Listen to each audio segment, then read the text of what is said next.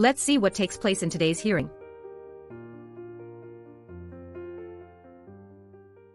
A recent poll found that 37% of Americans have a positive view of the FBI. And that's from an NBC poll. I wouldn't exactly call that right media propaganda, and I think I know why. Here's what the American people know and believe about the FBI today, sir.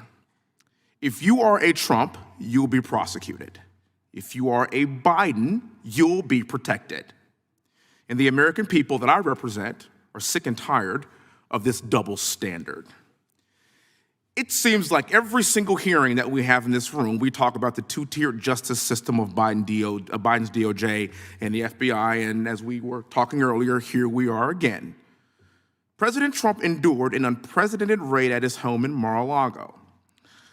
President Biden's home, however, was respectfully browsed. President Trump is facing up to 400 years in federal prison for allegedly being in possession of classified documents he obtained as the commander-in-chief of these United States of America. And meanwhile, President Biden is facing no charges for the classified documents he had held at his time as a senator and a vice president, not the president of these United States of America. And last I checked, he had no legal authority to declassify those documents. Assuming President Trump was in possession of said classified documents, would those documents be more secure, surrounded by Secret Service at Mar-a-Lago, or in a box, in a garage, behind your Corvette? You know the answer to that question. Question for you, sir. What can you tell us about the status of the FBI's investigation of President Biden's classified documents found next to his Corvette in Delaware and those found at the Penn Biden Center? Do we have an update on that, sir?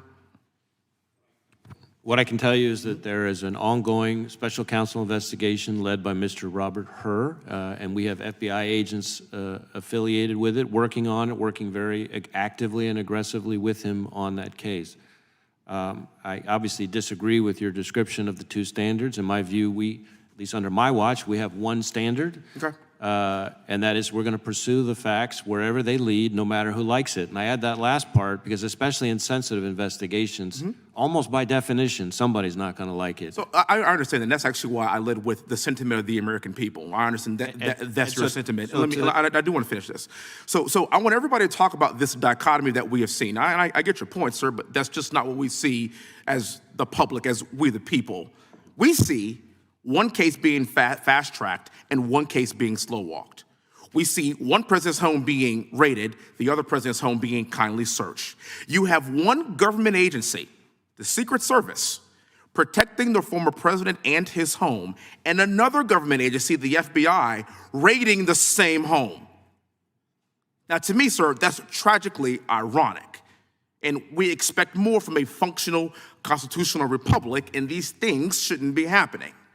Now, it's my opinion that Joe Biden is the most unpopular president we have seen in a century, and that's why he knows the only way to stop President Trump from beating him in November is by putting him in jail. You talked about this, Mr. Fry.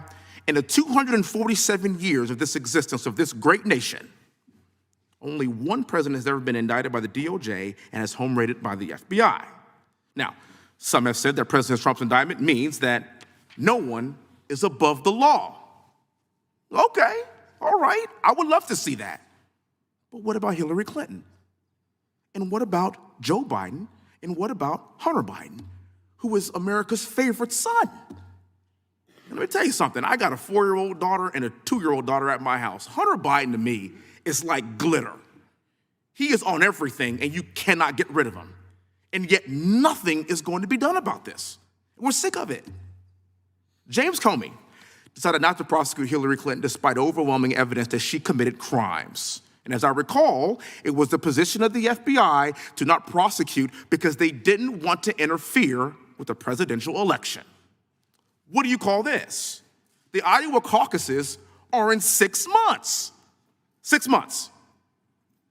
I think the American public would expect to see this from Cuba and from Venezuela and from Russia and from China, but not here.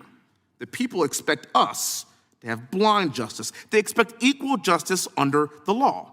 It is not the job of the DOJ or the FBI to prosecute Joe Biden's top political opponent, who is leading in every single primary poll, and the Iowa caucuses are in 6 months. Let the people decide. It's our job to uphold the Constitution. As a West Point grad and military veteran, this is the Constitution I give my life to protect, and I expect us all to uphold it likewise. Thank you so much for being here. Mr. Chairman, may I briefly respond? Sure. So number one, as to the investigations related to Mrs. Clinton, as you noted, that happened under my predecessor, and I'm not going to attempt to speak for or defend that decision. I recognize that. Second, as to your descriptions of the investigations related to Hunter Biden, as you know, there is an ongoing investigation being led by the Delaware U.S. Attorney appointed by President Trump, and we are actively working on that investigation with him. We look forward to seeing the results of this quickly and swiftly. And third and finally, to your point about the American people and their views, I worry less about NBC polls or polls by any other news outlet, but I will tell you that the number of people in Texas applying to work for us since I've been in this job has gone up 93%, and in fact, I'm not going to quote Matt Gaetz. I heard his response to this earlier. In fact, we have more applicants from the state of Texas annually in the last several years than any other state in the country. And that makes sense because Texas is the greatest state in the country. Then I think that speaks very well of the view of Texans about the FBI.